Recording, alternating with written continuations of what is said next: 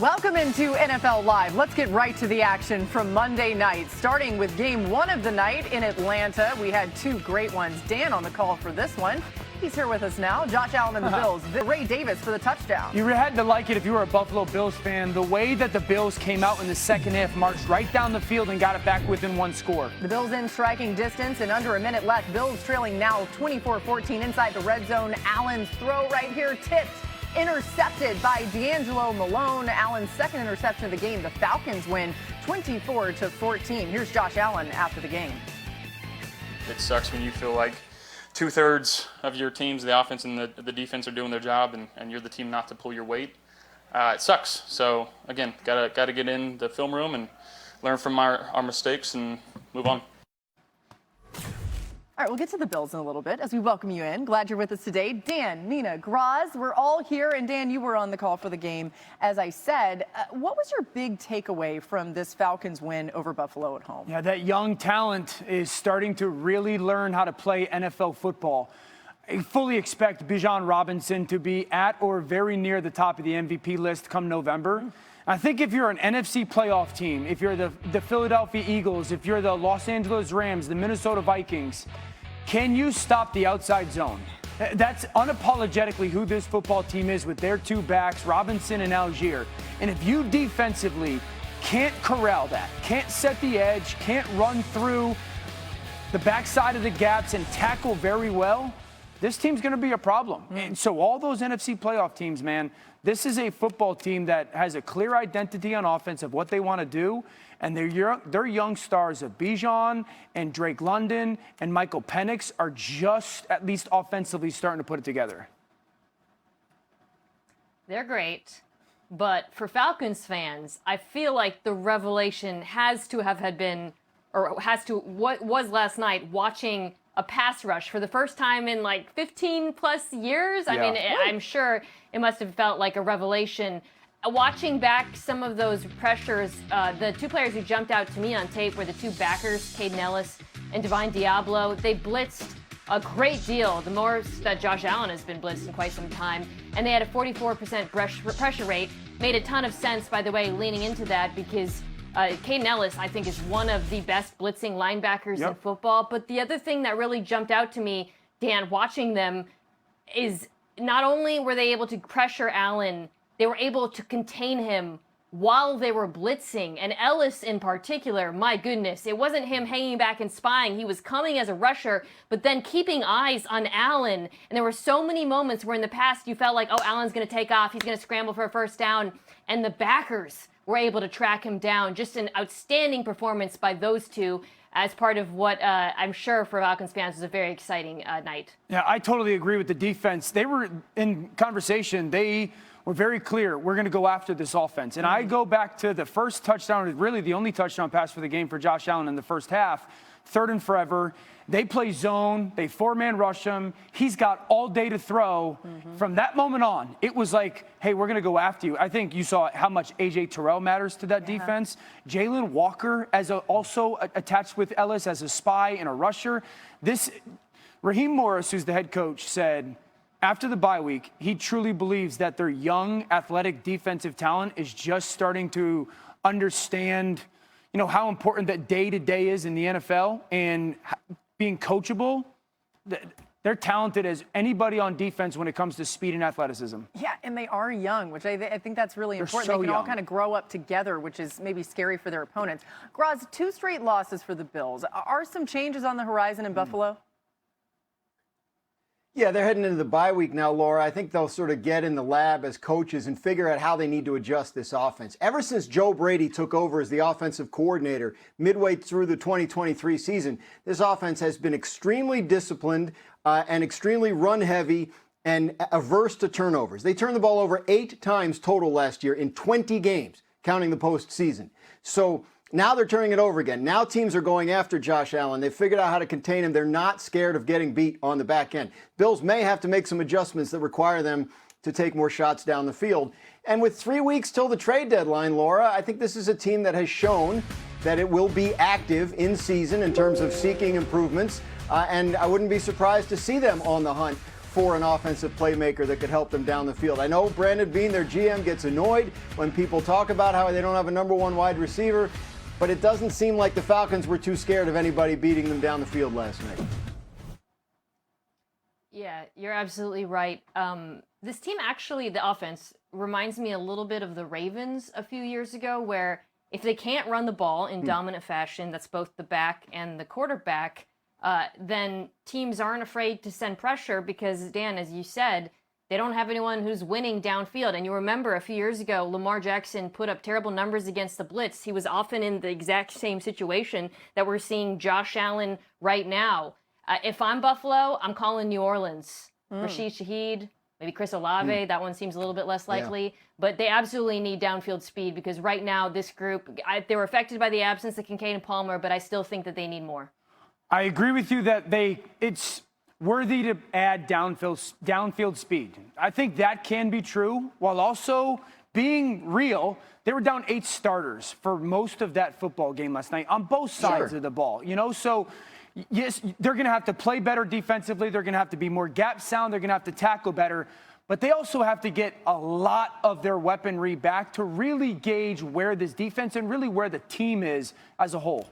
All right, we'll keep an eye on that in the trade deadline coming up soon, early November. Let's go to the other Monday night matchup. Commanders hosting the Bears on Monday Night Football. We're actually going to pick it up in the third quarter for this game. The Commanders at this point, as you see the two quarterbacks there, of course, they're familiar with each other, 1 and 2 in the 2024 draft. Commanders trail 13-7. Jaden Daniels getting back in it, connecting with a wide open Luke McCaffrey for 6 points. Commanders leading 17-16. Early fourth quarter, same score, 1-point game, and Daniels to Zach Ertz, Dan. Yeah, Zach Ertz really came on for their pass game. Obviously, no Terry McLaurin. You saw Jaden Daniels consistently looking for Ertz in critical moments. Ensuing Bears drive, Caleb Williams finds DeAndre Swift. DeAndre Swift in this Bears run game finally got going last night. 3rd and 5. I love the little subtle motion. You're using the leverage of the defender to essentially pick himself, get the ball to a playmaker in space. He does the rest. Now the Bears only trail by 2. Late fourth quarter, Commanders with the ball, same score, and Daniels handing it, trying to Ja'Cory Krosky-Merritt, but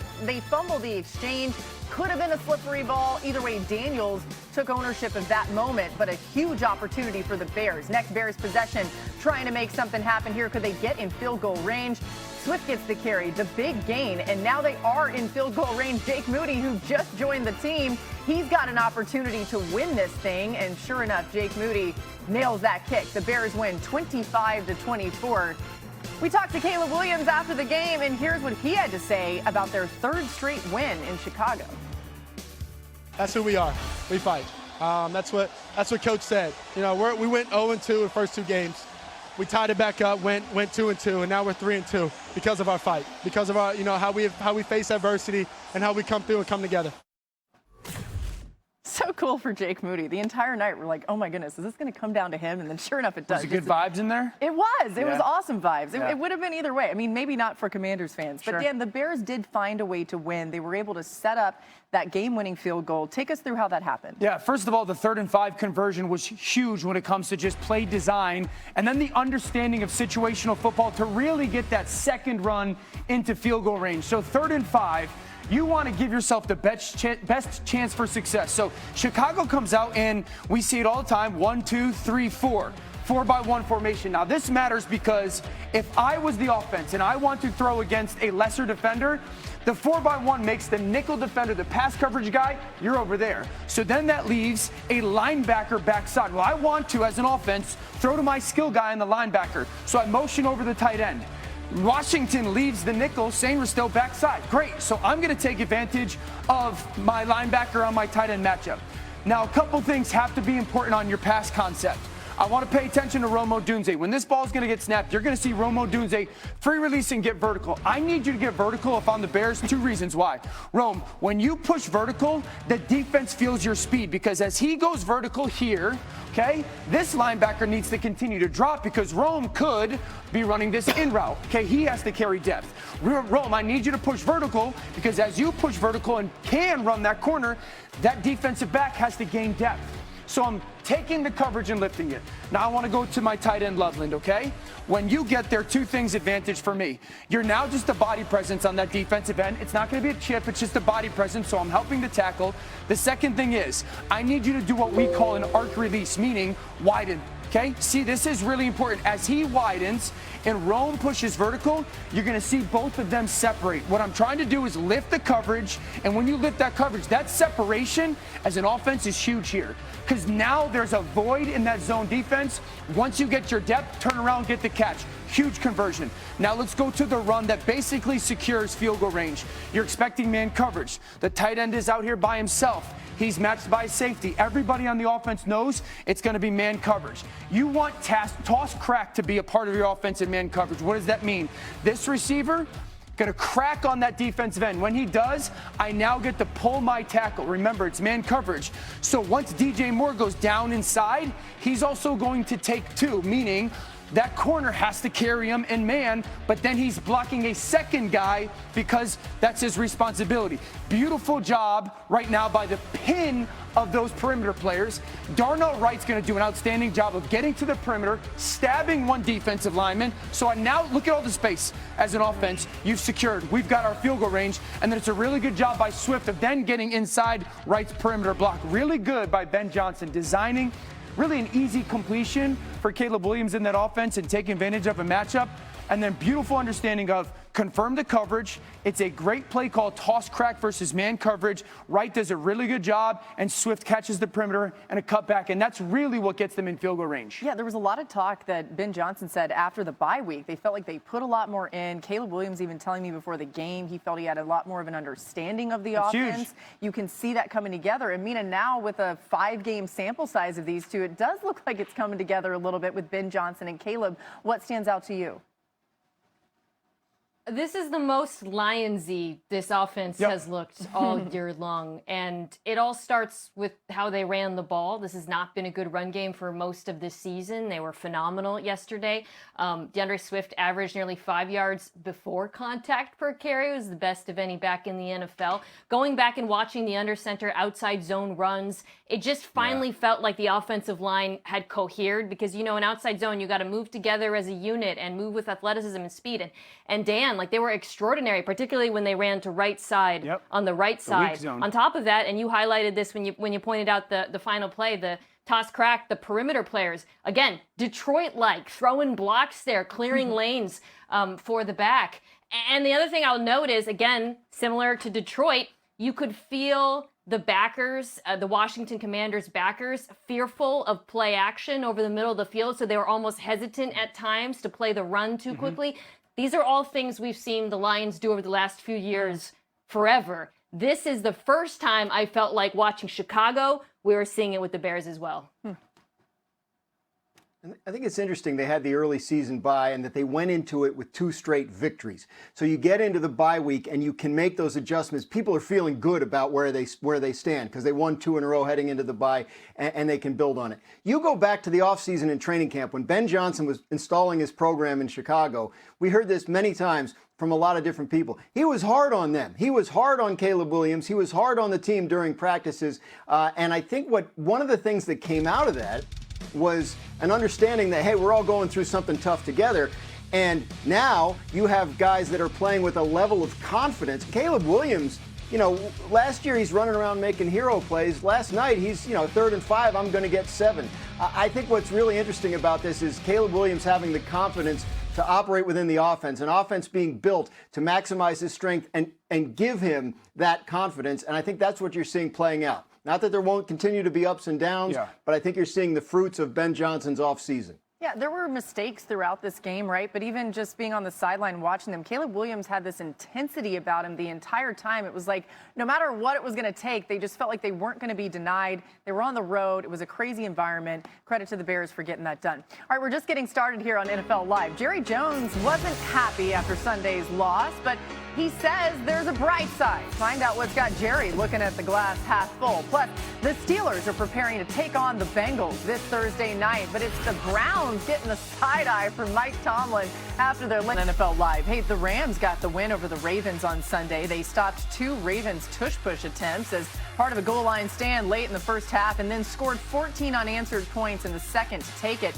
But Puka Nacua sprained his ankles now day-to-day as they head to play the Jags in London on Sunday. So we'll keep an eye on that. Dan, with Puka banged up, do you have concerns for this Rams offense if he misses more time? He's so crucial to what they do. I do. Matthew Stafford and Devontae Adams still aren't on the page that they should be on and on the same page, whether Puka's healthy or not. This is a team that has hopes and aspirations and talent to win the Super Bowl, but until their quarterback and receiver get on the same page and see the defenses the right way or the same way at the same time, this pass game is still going to be, as good as it is, still Puka-centric. Sometimes Devontae gets open, Matthew misses them, specifically down in the red zone. Sometimes Matthew, sees vacated zones or whatnot, and Devontae's maybe just a step behind and there's a drop or two. And so I think that connection has to figure out why it's not clicking the way many of us expected it to be. Completely agree. I also wonder if Sean McVay needs to consider, I would say reinventing, that's a little strong, but fundamentally changing the nature of this offense in Nacua's absence. They have players on the roster who can, I won't say fill the Nacua role, but can do many of the things he does. Jordan Whittington is sort of that physical wide receiver who can block. Puka's almost like a half hybrid receiver tight end. But I don't think that means they're going to be putting their best players on the field if they go that route. And I wonder, Dan, if they should consider leaning more into 12 personnel. This has been primarily an 11 personnel team. In the second round, they drafted a tight end, Terrence Ferguson, out of Oregon, called a preseason game. You saw how explosive he was. He was catching like slot fades downfield. Then he's been in this offense, I think, because McVay places so much emphasis on, having players on the field who can block and always having run-pass conflict.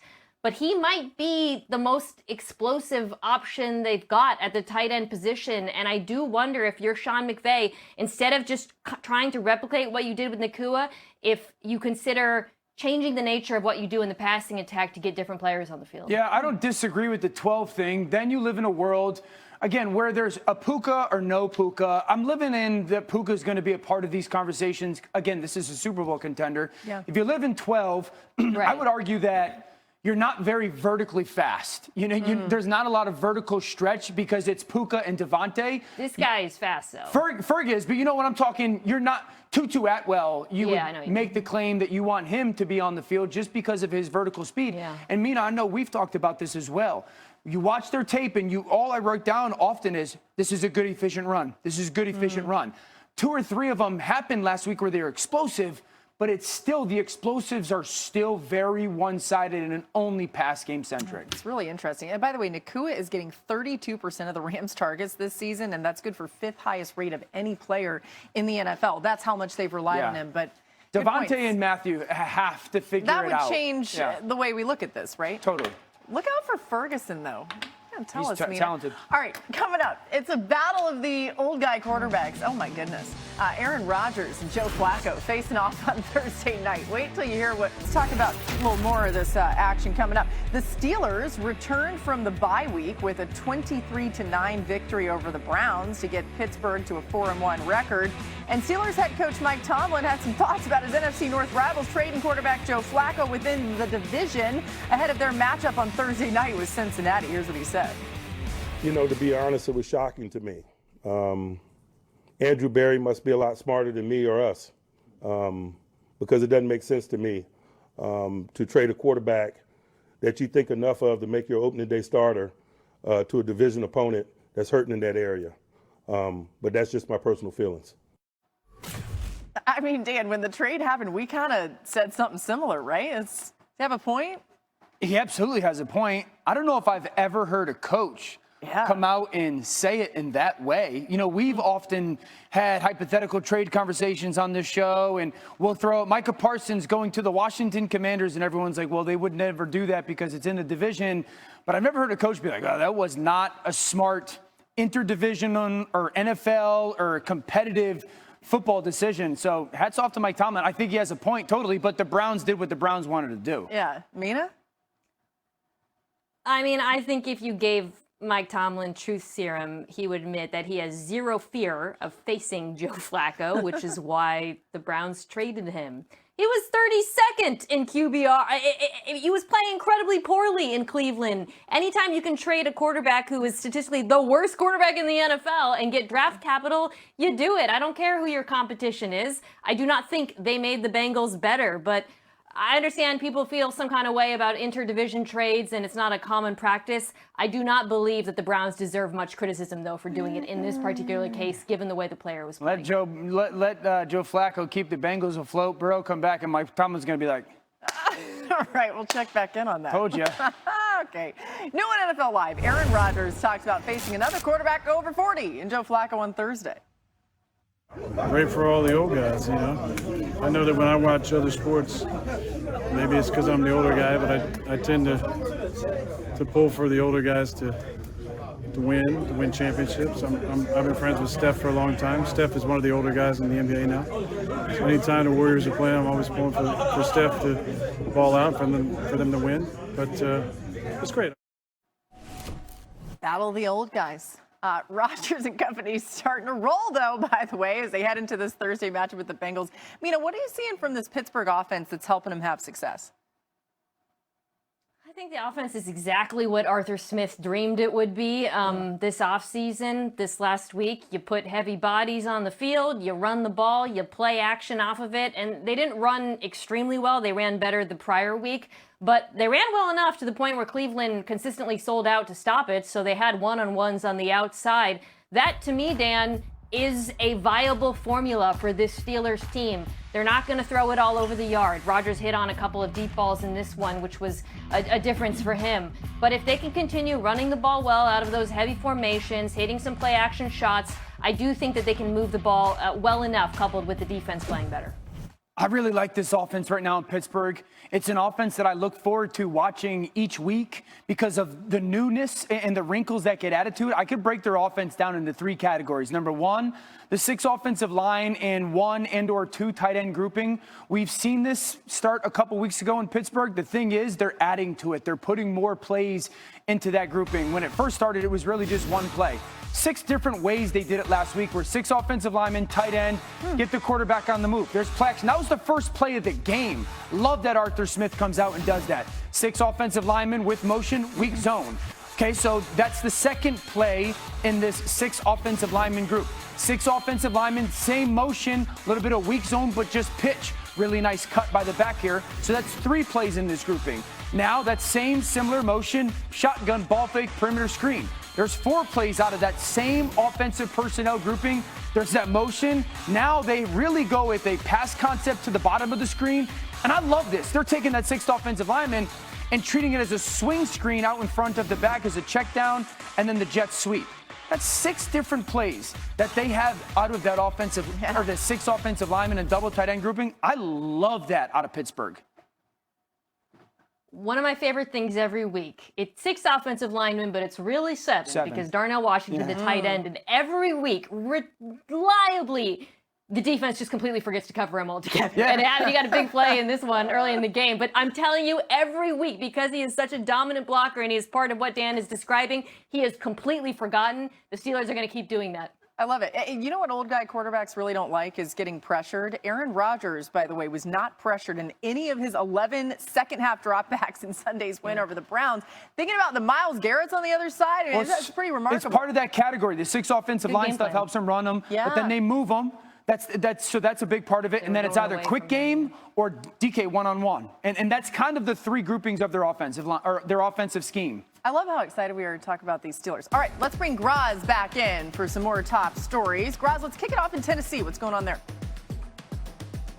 Well, they fired their head coach yesterday, Brian Callahan, after just 23 games. They elevated Mike McCoy, the former Chargers head coach, who's been an offensive assistant there in Tennessee the last couple of years.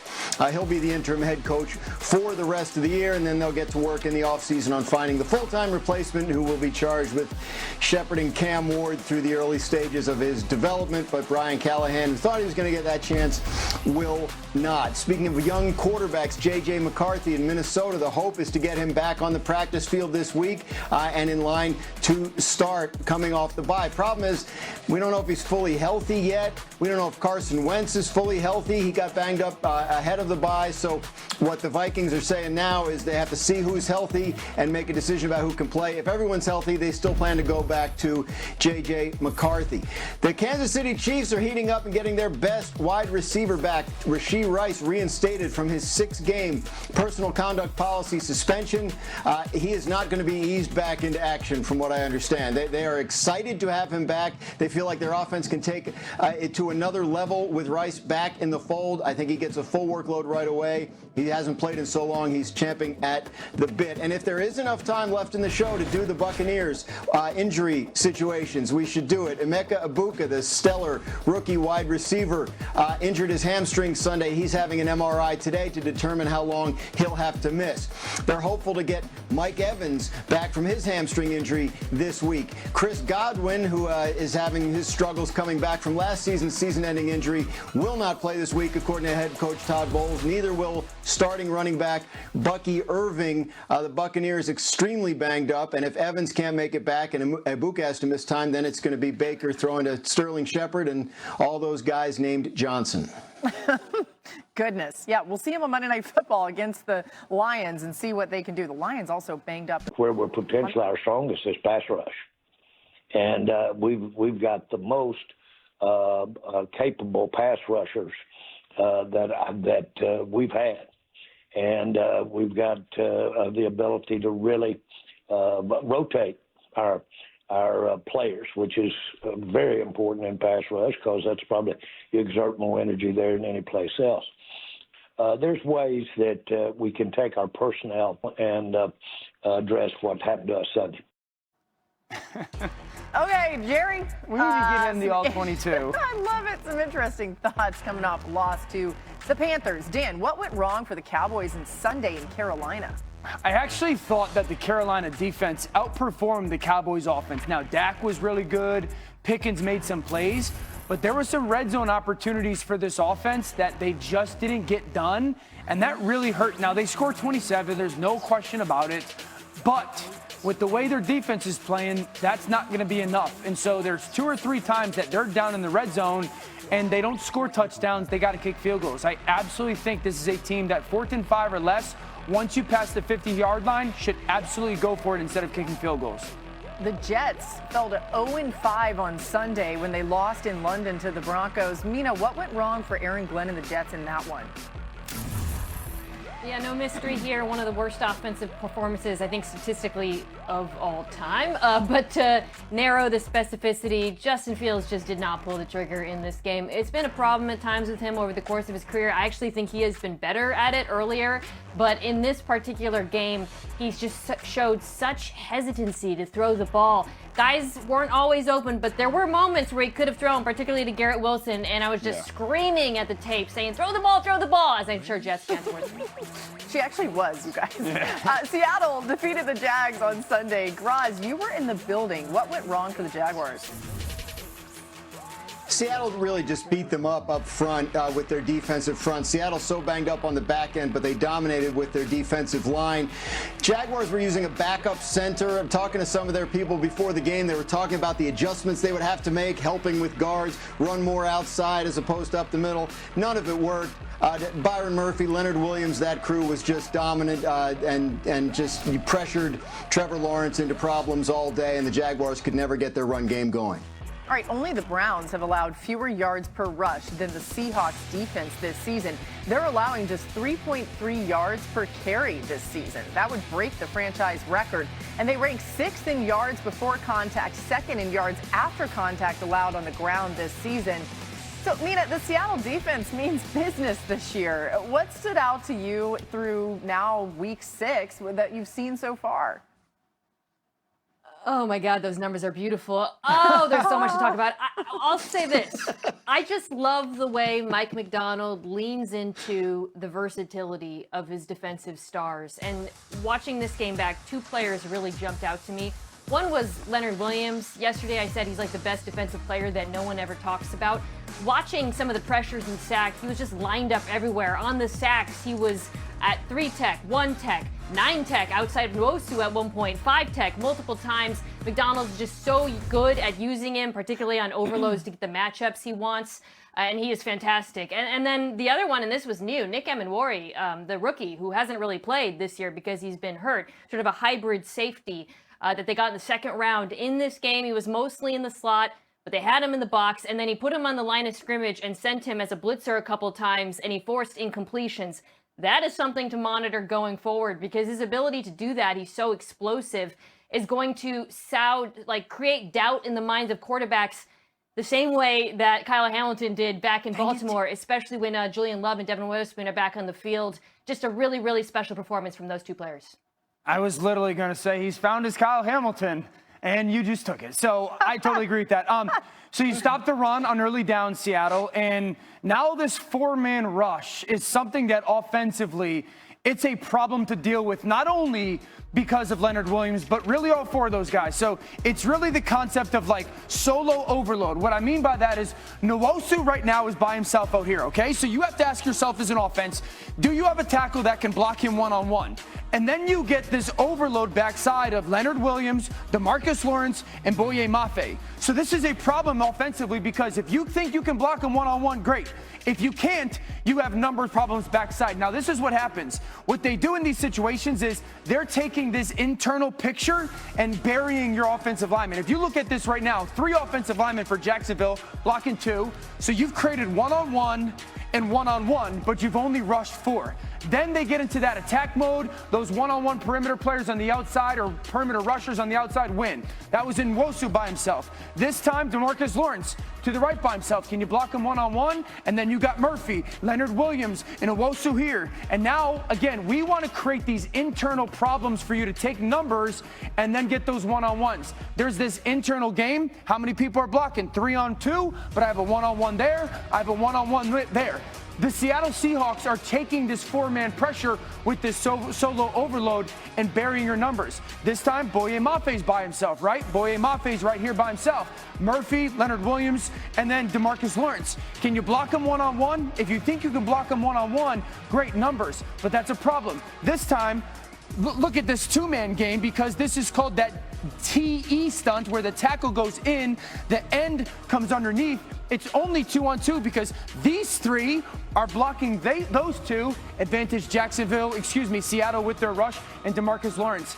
Another opportunity. Now Boye Mafe by himself. All these guys are playing these roles. Here comes this 2-man game backside because we had 3 blocking 2 on the opposite angle, and it's absolute chaos in the middle of the pocket. The versatility that Mina's referencing of those guys all being able to play those different roles, sometimes by themselves, sometimes in the internal game, sometimes in the 2-man game opposite. This is a difficult defense. I think Seattle is, no question, because of their defense, an NFC championship contender. Ooh, I love it. You'll see him on Monday Night Football, Dan. You get to see him up close and personal. Graz, on the other side of the ball, things seem to be working out with Sam Darnold as the new QB1 in Seattle. What are you hearing about how they feel about Sam? Oh, they feel great about Sam. And remember, you go back to the offseason, their original plan was to do an extension with Geno Smith. They got into negotiations, felt like he wasn't that interested in doing the extension, so they trade him and they signed Sam Darnold. So far, Sam Darnold is playing, they would tell you, better than he played last year when he had that great year in Minnesota in a lot of ways. And they're just thrilled. They feel like they're getting similar, if not superior performance of what they were getting from Geno for less money with a younger player. So, yeah, they're over the moon about how Sam Darnold has played and the way he's able to find Jackson Smith and Jigba for big plays down the field. Yeah, Darnold leads the NFL with 17 completions thrown at least 20 yards downfield this season, 71% completion percentage on those type of throws. It's been fun to watch. All right, still ahead. First place in the AFC belongs to Indiana Jones.